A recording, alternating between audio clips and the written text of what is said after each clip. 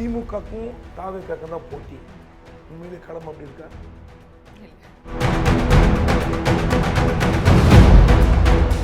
முதல் நீங்கள் அரசியல் பேசணும். குறைந்தபட்சம் ஒரு அரசியலை பேசுவதற்கு தகுதியாக உங்களை வளர்த்துக் கொள்ளுங்கள். நுங்கம்பாக்கம் தாஜ் ஹோட்டலில் நீங்கள் ஃபிக்ஸ் பண்ணுறீங்க, அதுக்கு அனுமதி வாங்க வேண்டும் என்ற ஒரு விஷயம் கூட தெரியாத கட்சியாக இருக்கீங்க. ஆனால் நீங்கள் சொல்கிறீங்க களத்தில் அதிமுக. திமுகவை திட்டி அரசியல் பண்ணி அதன் மூலியமாக நீங்கள் வாக்கு வங்கி உருவாக்கி விடலாம் அப்படின்னு கனவு கண்டால் அது உங்களுக்கு சரியாக வராது. கட்சி தொண்டர்களுக்கு செயல்படுகிறார்கள் அரசியல்வாதியாக.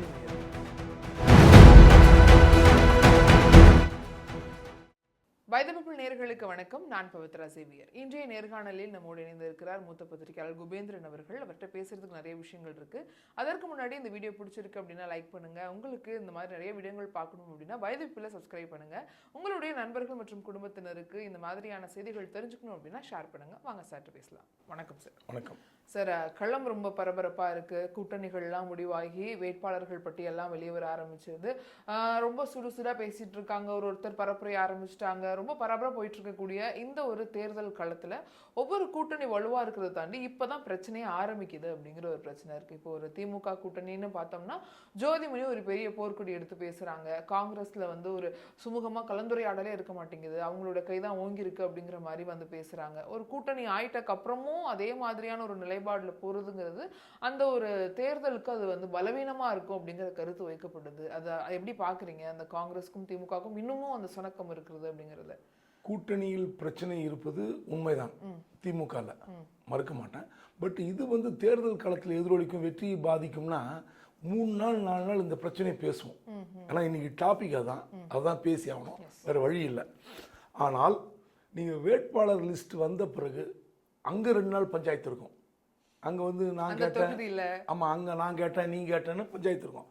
அதன் பிறகு நீங்கள் தீவிர அரசியலில் ஈடுபடுகிற நபராக இருக்கிற பட்சத்தில் உங்களுக்கு சீட்டு கிடைக்கலன்னா 2 நாள் கோச்சிக்கிட்டு வீட்டில் இருக்கலாம். 3ஆவது நாள் எங்கிருந்தோ தலைமையிலேருந்து உத்தரவு வரும், வேலை செய்ய ஆரம்பிக்கணும். ஆளுங்கட்சி வந்தால் உனக்கு என்ன பதவின்னு ஒரு பேரம் பேசுவாங்க. அவர் எம்எல்ஏ தான், உனக்கு ஒரு பதவி தருவோம், இல்லை பார்த்துக்கலாம் அப்படின்னு சொன்னால் களத்துக்கு வந்துடுவாங்க. இது எல்லா கட்சியிலும் நடக்கிற விஷயம்தான். இன்னைக்கு திமுகவில் ஒரு நெருடல் இருப்பது உண்மை. ஆனால் அவங்களுடைய வலிமையான கூட்டணி அப்படின்னு சொல்லி இன்டாக்டாக இத்தனை வருஷமாக ஒரு 8-9 வருஷமாக காப்பாற்றிட்டு வர கூட்டணி இருக்குது. இன்னும் காங்கிரஸில் இப்போ ஏற்பட்டிருக்கிற கலகம், ஜோதிமணி செய்கிற கலகம் என்னன்னா, அவருடைய எம்பி தொகுதியில் வேடசந்தூர்னு ஒரு சட்டமன்ற தொகுதி இருக்குது. வேடசந்தூர் தொகுதிக்கு தான் விரும்புகிற காங்கிரஸ் வேட்பாளர் வர வேண்டும் என்று ஆசைப்படுகிறார். அது வந்து கட்சியில் சொல்லியிருக்கலாம், எனக்கு இந்த கேண்டிடேட்டுக்காக வாங்கி கொடுங்கன்னு. அது கேட்டாங்களான்னு தெரியல. அவரோட திமுக சிட்டிங் எம்எல்ஏ இருக்கிற இடத்த கொடுக்கறதுக்கு வாய்ப்பு இல்லை. திமுக வந்து இப்போ வேடச்சந்தூரில் திமுக எம்எல்ஏ இருக்கும்போது நீங்கள் என்ன கேட்டாலும் தர மாட்டாங்க. ஏற்கனவே நீங்கள் 25 கொடுத்து 18 இடங்களில் வெற்றி. அதில் இருக்கிற அந்த சிட்டிங் காங்கிரஸ் எம்எல்ஏ சீட்டு வாங்குறதே கஷ்டமாக இருக்குது. அப்புறம் நீங்கள் திமுக சீட்டு எங்கே வாங்குறது? ஸோ இதனால வந்து ஜோதிமணி சொல்லியிருக்கலாம் நான் நினைக்கிறேன். எனக்கு தெரிந்தவரை இந்த பிரச்சனை இன்றோடு முடிந்துவிடும். இன்று மாலை 6 மணிக்கு திமுக பட்டியல் மற்றும் கூட்டணி பட்டியல் வெளியாகும் என்று சொல்கிறார்கள். ஒருவேளை வந்து விட்டால் இன்னும் 2 நாள் இந்த பிரச்சனை பேசுவாங்க தொகுதியில், அதுக்கப்புறம் மறைஞ்சிடும். அதுக்கப்புறம் அதிமுக கூட்டணியா திமுக கூட்டணியா இதுதான் பேசு பொருளாக இருக்கும். அதிமுக கூட்டணி எடுத்துட்டு அங்கேயும் இதே பிரச்சனை தான். பாஜகவுக்கு இந்த தொகுதிகளில் கொடுக்குறாங்கன்னு அதிமுக இருக்கிறவங்களே போராட்டங்கள் பண்றாங்கன்றதை பார்க்க முடியுது. பாஜகவுக்கு இந்த இடத்துல ஏன் கொடுத்தாங்க? இது வந்து வெற்றி பெற வேண்டிய இடம் அதிமுக, ஆனா இவங்க கொடுத்ததுமே வந்து அவங்களுக்கு ஒரு பலவீனமா இருக்கும் அப்படின்னு அந்த மாதிரியான முடிவுகளை ஏன் எடுக்கிறாங்க? இல்லை அது அவங்க ஒரு யோசிச்சு தான் ஒரு டிசிஷன் எடுப்பாங்கன்றதை பார்க்கிறோம்ல. இதை எப்படி சமாளிப்பாங்க அந்த பெரும் கட்சிகள்? இப்போ திமுக எப்படி காங்கிரஸுடன் போராடி கொண்டிருக்கிறதோ, தேமுதிகவுடன் போராடி கொண்டிருக்கிறதோ இன்னும் முடிவாகல. ஸோ இந்த பிரச்சனை ஒரு வழியாக அதிமுக சமாளிச்சிருச்சு. பாஜக பிரச்சனை சமாளிச்சாச்சு, அமமுக பிரச்சனை சமாளிச்சிருச்சு. ஆனால் நீங்கள் அமமுகவில் 11 தொகுதியில் பார்த்தீங்கன்னா அதில் ஒரு சில மடத்துக்குளம் முன்னாள் அமைச்சர் சண்முகவேலு அவர் ஒருத்தர் தான் வந்து நல்ல பெனிஃபிட்டான கேண்டிடேட் அமமுகக்கு. மற்றபடி திருப்பத்தூரில் அமமுக கட்சி இருக்கானே எனக்கு தெரியாது. நான் குறைச்சி மதிப்பில்லை, ஒரு ஓரளவுக்கு ஓட் பேஸ் இருக்கணும். நீங்கள் அந்த தொகுதி வாங்கிட்டாங்க, அதுக்கு பதிலாக சோளிங்கர் பார்த்திபன் ஒரு கேண்டிடேட் அவர் கூடவே இருக்கார். கட்சி இந்த பிளவு ஏற்பட்டதுலேருந்து கூடவே இருக்கார். ஆனால் சோளிங்கர் வந்து பாமகவுக்கு போயிடுச்சு. ஸோ அவருக்கு சீட்டு வாங்க முடியல. இப்போது நீங்கள் அந்த புது தொகுதியில் போய் அமமுக கேண்டிடேட் நிறுத்தி அவரோட பணக்காரராக இருக்கலாம், செலவு செய்யலாம், ஆனால் நீங்கள் டெபாசிட் வாங்கலன்னு தெரியாது, ரொம்ப சிக்கல். இப்போ நீங்கள் அதே மாதிரி பார்த்தீங்கன்னா ரங்கசாமி, பாபநாசம் ரங்கசாமி அமமுகவில் அவர்லாம் வந்து ரொம்ப டிடியோடைய ஆதர்சமான ஒரு சீடர், அவருக்கு கிடைக்கல. ஸோ இந்த மாதிரி குளறுபடிகள் அதிமுக கூட்டணியில் இருக்குது. இன்னும் சொல்ல போனால் ராமேஸ்வரம், தென்காசி, திருப்பரங்குன்றம், திருவண்ணாமலை, இந்த மாதிரி கோயில் நகரங்களில் பாஜக கிடைத்தால் நன்றாக இருக்கும். திருவண்ணாமலை தூக்கின்னு போய் வேற ஒருத்தர் தராங்க. ஸோ இதெல்லாம் வந்து குழப்பங்கள். அந்த திருப்பரங்குன்றம் அதிமுக கொடுக்குறாங்க, அவங்க ஏற்கனவே கேட்டிருக்காங்க பாஜக, தென்காசி வேணுங்கிறாங்க. ஸோ இந்த மாதிரி இடங்களில் தொகுதிகளை கொடுக்கும்போது இருக்கிற பிரச்சனைகள் இருக்குல்ல, அது ரொம்ப சிக்கல். இப்போ விஜய் அவர்கள் பரப்புரைகள் எல்லாம் ஆரம்பிக்கிறாரு அப்படிங்கும்போது அவருக்கு வந்து திரும்ப அதே சொல்றாங்க, அழுத்தம் கொடுக்கப்படுது, எங்களுக்கு அனுமதி கொடுக்கல, நாங்கள் அந்த ஆப்பில் நாங்கள் ஏற்கனவே கொடுத்தாலுமே எங்களுக்கு நாங்கள் கொடுக்குற டைம் 10 மணிக்கு நாங்கள் மீட்டிங் வைக்கிறோம் பெர்மிஷன் கேட்டால் 11:30 மணிக்கு தான் எங்களுக்கு பர்மிஷனே கொடுக்குறாங்க, நாங்கள் வேணும்னே எங்கள் செயல்படக்கூடாதுங்கிறதுக்காக தடுக்கிறாங்கன்னு நிர்மல்குமார் பேட்டி கொடுக்குறாரு. விஜய் அவர்கள் சொல்றாரு, ஜனநாயகத்தின் இதுவே கிடையாது, இது எங்களை தடுக்கிறாங்க, இது கண்டிப்பாக நாங்கள் பதிலடி கொடுப்போம், எங்களை பரப்புரை செய்ய விட மாட்டேங்கிறீங்க பெரம்பூரில் அப்படிங்கிற மாதிரி சொல்றாரு. இது எப்படி பார்க்குறீங்க? ஆனால் தேர்தல் ஆணையம் சொல்றாங்க அது ஒரு குறுகிய இடம், அதனால நான் கொடுக்கல. இந்த கேள்விக்கு நான் 2வது பதில் சொல்கிறேன். முதல்ல நான் என்ன சொல்ல வரேன்னா, நிர்மல்குமார் பேசுகிறார், களத்திலே இல்லாத அதிமுக பாஜக கூட்டணி பற்றி நாங்கள் பேச மாட்டோம், திமுகக்கும் தாவேக்காக்கும் தான் போட்டி. உண்மையிலே களம் அப்படி இருக்கா? இல்லை. அதிமுக பாஜக களத்திலே இல்லைன்னு சொல்கிறீங்க, யாரும் நம்புவாங்களா? முதல்ல நீங்கள் அரசியல் பேசணும். குறைந்தபட்சம் ஒரு அரசியலை பேசுவதற்கு தகுதியாக உங்களை வளர்த்து கொள்ளுங்கள். நீங்கள் அதுக்கப்புறம் எலெக்ஷன் கமிஷனுக்கு வரேன். முதல்ல களத்திலே இல்லை அதிமுகன்னு சொல்கிறீங்களே, எலெக்ஷன் கமிஷன் எப்படி விண்ணப்பிக்கணுமா தெரியுமா உங்களுக்கு? இதுவே தெரியல, அப்புறம் அதிமுக களத்தில் இல்லைன்றீங்க, என்னங்க பேச்சு இது? 48 மணி நேரத்துக்கு முன்பாக ஸ்வீதா அப்படின்ற ஒரு ஆப், ஒரு ஆன்லைன் ஆப், அதில் நீங்கள் அப்ளை பண்ணி ஆகணும். அதில் நீங்கள் பண்ணிட்டீங்கன்னா அதில் உங்களுக்கு ரிசல்ட் வந்துடும். இதுதான் வந்து எலெக்ஷன் கமிஷன் சொல்கிறாங்க. எல்லா கட்சிகளுக்கும் இதுதான், எல்லா கமிஷனும் தான். ஆர்வா தான் சொல்கிறாரு. நான் என்ன கேட்குறேன், இப்போ இங்கே காபந்து அரசாங்கமாக திமுக, அதாவது ஒரு பாதுகாப்பு அரசாங்கம் தான் இது நிரந்தர அரசாங்கம்லாம் இல்லை. சரி, நீங்கள் அப்படி பிரச்சனை எலெக்ஷன் கமிஷனில் போய் முறையிடுங்க, நாங்கள் இப்படி அப்ளை பண்ணோம், இப்படி பண்ணாங்கன்னு. ஒரு 48 ஹவர்ஸ் முன்னாடி அப்ளை பண்ணவே தெரியாத ஒரு கட்சி வேட்பாளர் பட்டியலை நீங்கள் கட்சி அலுவலகத்தில் வெளியிட்டால் பிரச்சனை இல்லை. நுங்கம்பாக்கம் தாஜ் ஹோட்டலில் நீங்கள் ஃபிக்ஸ் பண்ணுறீங்க, அதுக்கு அனுமதி வாங்க வேண்டும் என்ற ஒரு விஷயம் கூட தெரியாத கட்சியாக இருக்கீங்க. ஆனால் நீங்கள் சொல்கிறீங்க களத்தில் அதிமுக இல்லை. இதுதான் இந்த கட்சி கத்துக்குட்டின்னு சொல்லுவோம்ல, அந்த லெவலில் தான் கிடைக்கும். நிர்மல்குமார் பாஜகவில் இருந்தவர், அதிமுகவில் இருந்தவர், அவர் அங்கே போயிருக்கார். குறைந்தபட்சம் அவருக்கு ஒரு பேசுவதற்காவது சில கருத்துக்கள் வேணும். நீங்கள் நாங்கள் அவருக்கு போட்டின்ட்டு நீங்கள் போய் ஒரு தாஜ் ஹோட்டலில் ஃபிக்ஸ் பண்ணுறீங்க, ஆர்வோ வந்து கேன்சல் பண்ணுறாரு, அப்போ யார் மேலே தப்பு? இது எப்படி இதுக்கு திமுக காரணமா? இப்போ நீங்கள் அங்கே போட்டி பெரம்பூரில் 3000 பேர் கூடுகிறோம் அப்படின்னு சொன்னால் அது கேன்சல் பண்ணிட்டாங்க, 30 பேர் தான் தாங்கும் அப்படின்றாங்க. உடனே விஜய் அறிக்கை விடுறாரு, அங்கு திடீர் பள்ளங்கள், திடீர் இரும்பு கம்பி தடுப்புகள் வருகின்றன, எனக்காக தடுக்கிறார்கள். நான் என்ன கேட்குறேன், நீங்கள் உண்மையிலே அங்கே போய் பார்த்து 3000 பேர் இல்லை சார், நாங்கள் வந்து அட்ஜஸ்ட் பண்ணிக்கிறோம் போய் பேசுனீங்களா? பேப்பரில் எழுதி கொடுத்தாங்கன்றார் ஆர்வம், காகிதத்தில் எழுதி கொடுத்தா வாங்கி வச்சுப்போம், ஆனால் ஆன்லைனில் பண்ணுங்க.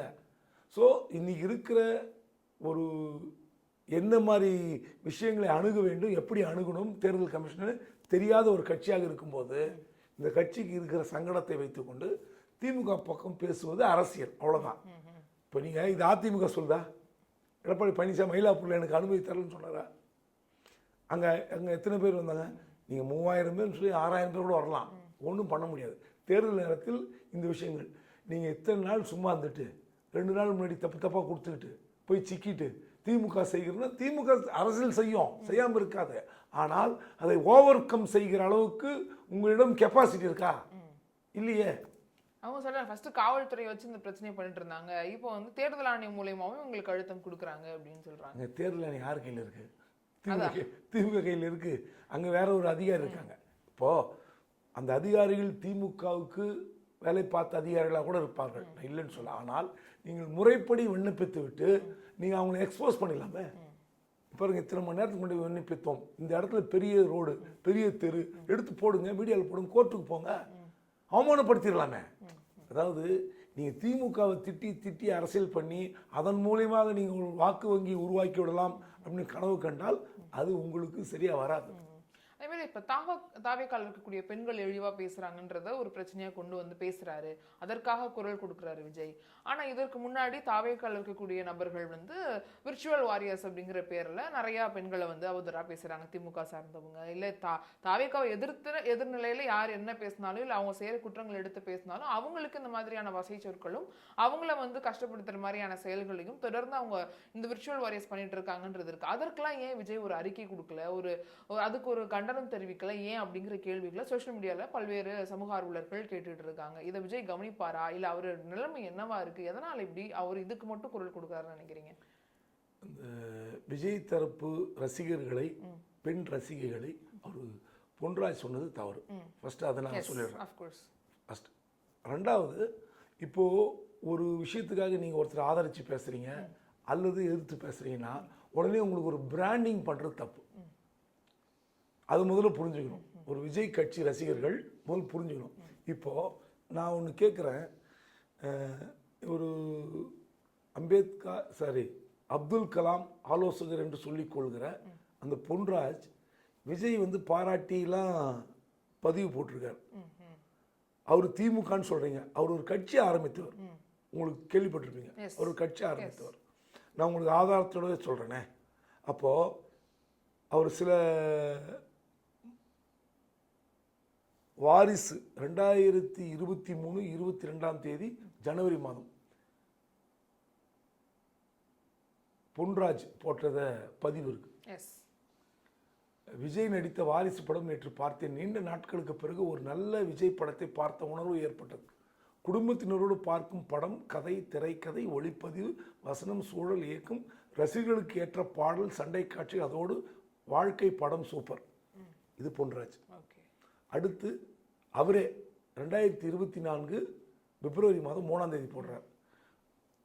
இதுவும் அந்த பதிவு தான். ஜாதி மதம் ஊழலை எதிர்த்து சினிமாவின் உச்சத்தில் இருக்கும் நேரத்தில் கமலஹாசனை போல தைரியமாக, அதிலும் சினிமாவை முற்றிலுமாக துறப்பேன் என்று தைரியமான முடிவெடுத்து 2026 களமிறங்கும் விஜய்க்கு வாழ்த்துக்கள். அப்போ வாழ்த்திருக்காரா? அவர் வந்து ஒரு தனி கட்சி ஆரம்பித்தார், அப்புறம் கமல் கட்சியில் இருந்தார், இன்னைக்கு திமுக ஆதரவாக பேசலாம். ஆனால் நீங்கள் இன்னைக்கு திடீர்னு விஜய் ஓடி போய் ஏடிஜிபி லாண்டாடுற பார்த்து ஒரு புகார் தரார். நான் கேட்குறேன், சமூக இணையதளத்தில் பெண்களை அவதூறு செய்வது அல்லது பொதுவெளியில் மேடையில் பேசுவதனால் யார் பேசினாலும் தப்பு. அது பொன்ராஜ் பேசினாலும் தப்பு, விஜய் கட்சி பேசினாலும் தப்பு. முதல்ல நீங்கள் வந்து உருவ கேலி பண்ணக்கூடாது ஃபஸ்ட்டு.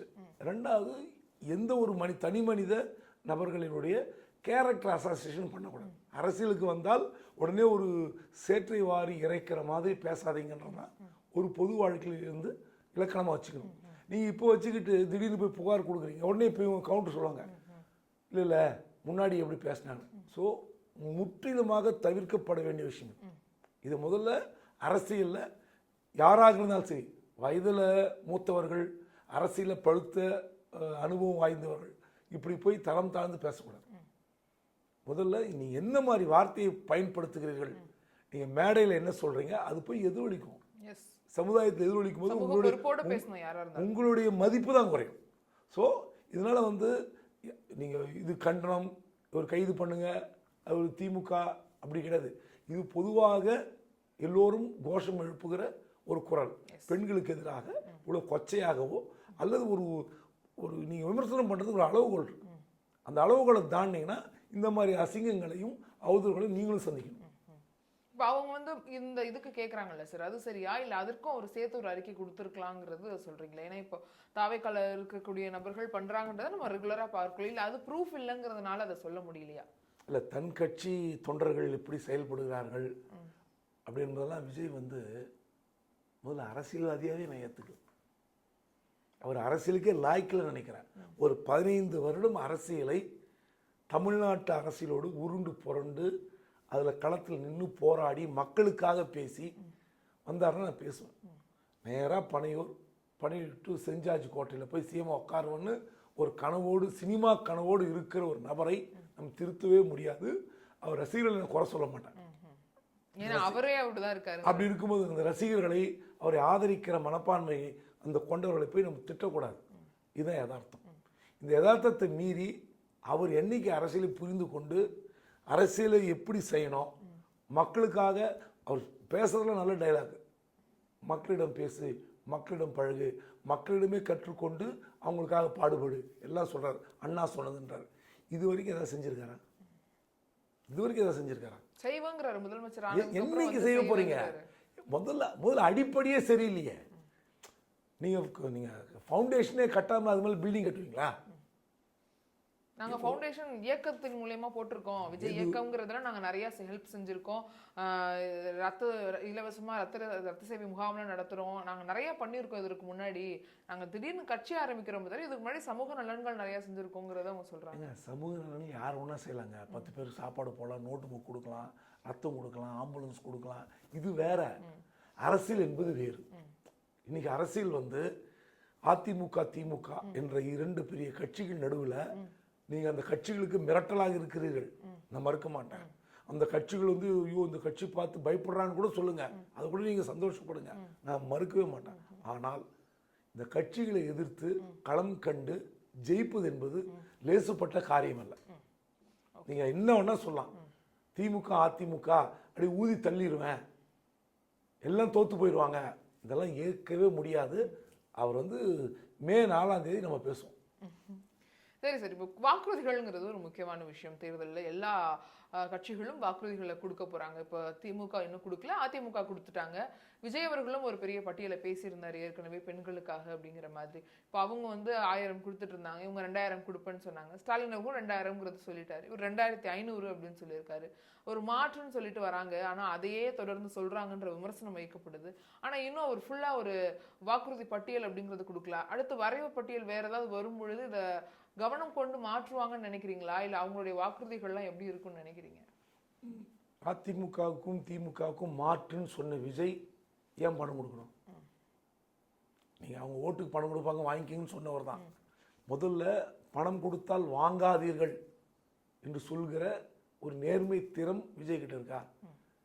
லஞ்சம் வாங்காதீங்க அப்படின்னு சொல்லணும், அது உங்க பணம் வாங்கிக்கோங்க, அது தப்பு. அது இதுதான் விஜயகாந்த் ஒரு காலத்து சொன்னார், உங்க பணம் தப்பு. அது நீங்க மக்கள் கெட்டு போயிருக்கிறார்கள், மக்களை கெடுத்து வைத்திருக்கிறார்கள்.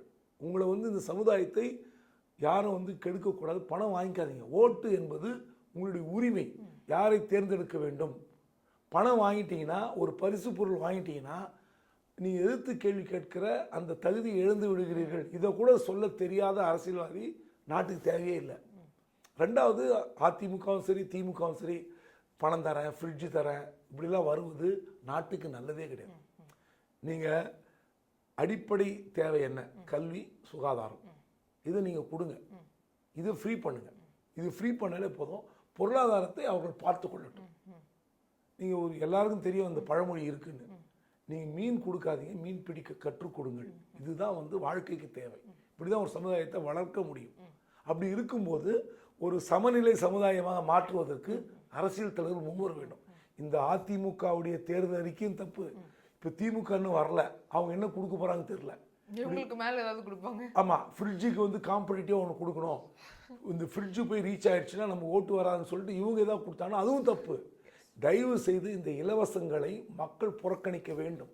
ஓட்டுக்கு காசு கொடுக்காமல் வாங்கி உங்களுக்கு பிடிச்சவங்களுக்கு போடுங்க. நீங்க திமுக போடுங்க, அதிமுக போடுங்க, தாவேக போடுங்க, பாஜக போடுங்க, யாருக்குன்னா போடுங்க. ஆனால் நீங்கள் பணம் வேண்டாம், எங்களுக்கு தேவை சாலை வசதி, பஸ் வசதி, கல்விக்கூடங்கள், உயர்கல்விக்கூடங்கள், மருத்துவ வசதிகள், இது எங்களுக்கு தேவை. இது தரமாக கொடுங்க, எங்களுக்கு இலவசமாக அது கொடுங்க. இது வேண்டாம். அது கல்வியும் மருத்துவம் மட்டும்தான், வேற எதுவுமே கிடையாது. நீங்கள் பஸ்ஸில் ஃப்ரீயாக போங்க. நான் கேட்குறேன், அப்போது நீங்கள் ஒவ்வொரு முறையும் நீங்கள் ஃப்ரீன்னு பண்ணீங்கன்னா ஏற்கனவே போக்குவரத்து கழகம் நட்டத்தில் இருக்கு. அவங்களுக்கு கிராஜுவிட்டி கொடுக்க முடியல, ரிட்டையர் ஆனால் பணம் கொடுக்க முடியல. அப்படி இருக்கும்போது நீங்கள் வந்து ஒரு தொழில்துறையை வந்து நீங்கள் சமாதி ஆக்குறீங்க. நீங்கள் ஆட்சிக்கு வருவதற்காக எதை வேண்டுமானாலும் கொடுக்கலாம்னு சொன்னால் இது நாட்டுக்கு செய்வது கெடுதல் தவிர நன்மை கிடையாது. இது முதல்ல 2 கட்சியும் புரிஞ்சுக்கணும். முதல்ல மக்கள் வந்து இந்த முறை நான் வேண்டுகோள் வைக்கிறேன், தயவு செய்து பணம் கொடுத்தா வாங்காதீங்க. ஓட்டுக்கு பணம் கொடுத்தால் நீங்கள் அது வந்து நிராகரியுங்கள். நான் உங்களுக்கு ஓட்டு போடுறேன், எனக்கு பிடிச்சவங்க ஓட்டு போடுறேன்னு சொல்லுங்கள். ஒரு முறை சொல்லுங்கள், ஒரே ஒரு முறை. இந்த 2026 தேர்தலில் மக்கள் பணத்தை புறக்கணித்து விட்டு 2 கட்சியை நீங்கள் வந்து எதிர்கொள்ளுங்க. எத்தனை கட்சி எதிர்கொள்ளுங்க. அதுக்கப்புறம் பணம் வராமல் அந்த கட்சிகளே மாறிக்கொள்ளும். பரவாயில்ல, மக்கள் பணத்தை வாங்க மறுக்கிறாங்கன்னா அந்த கட்சிகளுக்கு என்ன லாபம்ன்றது ஒரு பக்கம். கட்சிகள் லாபம் என்பதை விட சாமானியர்கள் அரசியலுக்கு வருவார்கள். இன்னைக்கு பெரும் பணக்காரர்கள் மட்டும்தான் அரசியலுக்கு வரக்கூடிய சூழல், அல்லது கட்சி தலைமை செலவு செய்யணும். நீங்க ஒரு பெரிய செல்வந்தர் தான் போட்டிட்டு வந்தார்னா தாவை கலந்த பிரச்சனை தான் பெருசா போயிட்டு. ஆமா, அப்போ எப்படி வந்து சமுதாயத்துக்கு நன்மை கிடைக்கும்? அதனால மக்கள் தான் அரசியல்வாதிகளை திருத்த வேண்டிய கட்டாயத்தில் இருக்காரு. இப்போ விஜய் அவர்கள் வந்து அவர் வாக்குறுதிகள்லையுமே இதை சொல்லியிருந்தாரு. போக்குவரத்து நீங்க முக்கியமா சொன்னீங்க. இப்போ மகளிருக்குன்னா நாங்க வந்து ஒயிட் போர்டு மட்டும் கிடையாது, டீலக்ஸ்ல இருந்து எல்லா பஸ்ஸுமே இலவசம் அப்படிங்கிறத சொல்லியிருந்தாரு. நீங்க ஏற்கனவே சொன்ன மாதிரி கடனும் அதிகமா இருக்கு, நிதிநிலையும் பிரச்சனையா இருக்கு. இது எல்லாத்தையும் சமாளிக்கிற அளவுக்கு அவருக்கு என்ன இருக்குமா, இல்லை எந்த தைரியத்தில் இந்த மாதிரியான வாக்குறுதிகளை கொடுக்குறாருன்னு நினைக்கிறீங்க? அதாவது ஆட்சிக்கு வந்த பிறகு பார்த்து கொள்ளலாம்ன்ற ஒரு இது இருக்கும் எல்லாருக்கும். முதல்ல ஆட்சி பிடிப்போம், ஆட்சி பிடிச்ச பிறகு 5 வருஷம் இருக்குல்ல, அதில் 10 செய்வோம் 10 செய்ய மாட்டோம் அப்படின்னு போகலாம். அதாவது நீங்கள் எல்லா பஸ்லேயும் ஃப்ரீ, ஆண்களுக்கும் ஃப்ரீ, அண்ணன் சீர், அதுக்கப்புறம் கல்வி கடன் ரத்து, அப்புறம் அது வந்து பெற்றோர்களுக்கு வந்து இடைநிற்றல், அதாவது மாணவர்கள் ட்ராப் அவுட் ஆனால் அவங்க பேரண்ட்ஸுக்கு பாதுகாப்பு 15,000 ரூபாய். அப்புறம் நீங்கள் ஒன்றும் புரியல எனக்கு, எப்படி ஏற்கனவே அரசு பள்ளியுடைய தரம் நமக்கு தெரியும், அந்த பள்ளிகளை எப்படி தரம் உயர்த்துவது, மாணவர்கள் எப்படி அரசு பள்ளியில் கட்டிடங்களை முதல்ல எப்படி சரி இதெல்லாம் இருக்கு. இந்த மாதிரி அதாவது நீங்க அதிமுக திமுக செய்கிற தவறுகளை நான் செய்ய மாட்டேன், நீங்க மாற்றினாதான். இப்போ ரெண்டுமே திராவிட கட்சிகள். 2 கட்சிகளுமே எல்லா விஷயத்திலும் கொள்கைகள் ஒண்ணுதான், வேற இதுல ஒன்றும் புதுசே கிடையாது 2 கட்சிக்கும். அப்படி இருக்கும்போது இந்த கட்சிக்கு மாற்றுன்னு வரவங்களுக்கு என்ன சொல்லணும் தெரியலையே உங்களுக்கு. சீமான் சொல்லிட்டு இருக்கார், சீமான் அடிப்படையை உடைத்து விட்டு அவர் வேற ஒரு பிம்பத்தை கட்டமைக்க. இலவசங்கள் நீங்க கொடுக்கூடாதுன்னு சொன்னீங்க, அதை தான் அவர் ஆதரிக்கிறாரு. ஆனா அது இல்லாம பல வாக்குறுதிகள் கொடுத்திருந்தாரு. பல வாக்குறுதிகள் விட்டுருங்க. அவர் வந்து எப்படின்னா, நீங்க ஏற்கனவே எப்படி தமிழ்நாடு அரசியல் இருக்கிறது அதை மாற்றி காட்டுகிறேன்னு சொல்லி தேவையில்லாம போயிட்டு இருக்காருல, பயணம் பண்ணிட்டு இருக்காரு. பல விஷயங்கள் நல்லா நடக்கும், ஆனால் சில விஷயங்களை வந்து அவர் வந்து பேசுறாருல, அது இந்த சமுதாயம் ஏற்றுக்கொள்ளவே கொள்ளாது. அவருக்கு மிகப்பெரிய பாடத்தை தொடர்ந்து கற்றுக் கொடுப்பார்கள். இந்த முறை அவர் வாங்கின அந்த 8.11% கூட இந்த முறை தொழுவாரான்னு தெரியாது, குறை வாய்ப்பு இருக்கு. ஏன்னா படிப்படியா ஏறிக்கிட்டே வந்திருக்காரு அவரோட. இந்த முறை பாருங்க அவருக்கு. அதுக்கு காரணம் தாவேக்கா இருக்குமா சார், இல்ல வேற காரணங்கள் இருக்குமா? தாவேக்கா கூட இருக்கலாம். 2வது அவர் கட்சி வந்து முன்னுக்கு பின் முரணாக பேசி மாறி 10 ஆண்டுகளுக்கு ஒரு முறை கொள்கையை மாற்றி கொண்டிருக்கிற ஒரு நபரை எந்த பொதுமக்களும் ஏற்றுக்கொள்ள மாட்டார்கள். ஒரு செக்டர் ஏற்றுப்பாங்க, அதே செக்டர் 5 வருஷங்கள் சேர்த்துக்க மாட்டாங்க. ஏன்னா ஒரு கொள்கையை மாற்றிருப்பார், அதுல உடன்பாடு இருந்தவங்க இதுல வந்து மாற்றிக்க மாட்டாங்க. அப்புறம் போயிடுவாங்க, இவர் மாற்றிக்கிட்டே இருக்கார், இவர்கிட்ட செட் ஆக முடியாதுன்னு. அவர் பேச்சு தரமாக இருக்கும், பேச்சு சிறப்பாக இருக்கும், அவர் ரசிக்கிற மாதிரி பேசுகிறாரு, ஐயோ பயங்கர மாதிரி எல்லாம் சரி. ஆனால் யதார்த்தம் என்பதை நடைமுறையில் கொஞ்சம் கூட இல்லாமல் பேசுகிறார், அதான் வருத்தம். ஜனாதிபதிக்கு வந்து ஓட்டு போட்டு முடிவு பண்ணணும்னு சொல்லியிருந்தாரு. அவர் தேர்தல் அறிக்கைலாம் பேசவே முடியாதுங்க. ரயிலை வந்து தமிழ்நாட்டுக்கு கொண்டு வருவோன்றாரு. பெண்களுக்கு 3 பார்லிமெண்ட் தொகுதி வந்து நான் சீரமைப்புங்கிறாரு, அதில் நானே முடிவெடுப்போங்கிறாரு. 6 தொகுதி கிடையாது சட்டமன்றத்துக்கு, 3 தொகுதிக்கு ஒரு பார்லிமெண்ட் தொகுதிங்கிறாரு. அதுக்கப்புறம் பெண்களுக்கு தொகுதி நானே வந்து வரையறைப்புங்கிறாரு. ஒன்றுமே புரியல அதெல்லாம். அவர்கள் எப்படி முடிவு கேட்டால் எங்கிட்ட ஆட்சி கொடுங்க, அந்த 2 ஆட்சி கிட்ட கொடுத்தீங்களே, 2 கட்சியில கேட்டு இதுக்கெல்லாம் முடிவு வாங்கணுங்கிறதெல்லாம் தெரியாதா, இல்லை அதற்கும் துணிஞ்சு சொல்றாருங்கிறது தெரியல. ஆட்சிக்கு வரமாட்டோம் அந்த நம்பிக்கை அவருக்கு இருக்கும்ல. என்ன ஒன்னா பேசலாம், மைக்கு முன்னாடி நான் மற்றவர்களோட சிறப்பாக பேசுகிறேன், எல்லாரும் ரசிக்கிற மாதிரி பேசுகிறேன், அது வந்து காமெடியா அல்லது உண்மையிலே சிந்தனையில் மாற்றம் வரக்கூடிய பேச்சா யாருக்கு தெரியும்? ரசிச்சுட்டு போவாங்க, அவ்வளோதான். Right sir. களம் ரொம்ப நிறைய விஷயங்கள் சொன்னீங்க. இன்னும் நிறைய விஷயங்கள் நடக்க போகுது. இன்னும் பிரச்சனைகள் வர வாய்ப்பு இருக்கு. நிறைய மாற்றங்கள் வர வாய்ப்பு இருக்கு. அதெல்லாம் பார்க்கலாம். இன்னொரு வாய்ப்பு நிறைய விஷயங்கள் பேசலாம். இவ்வளோ நேரம் நீங்க பகிர்ந்துக்கிற உங்களோட கருத்துக்களுக்காகவும் உங்க நேரத்துக்காகவும் ரொம்ப நன்றி சார். நன்றி.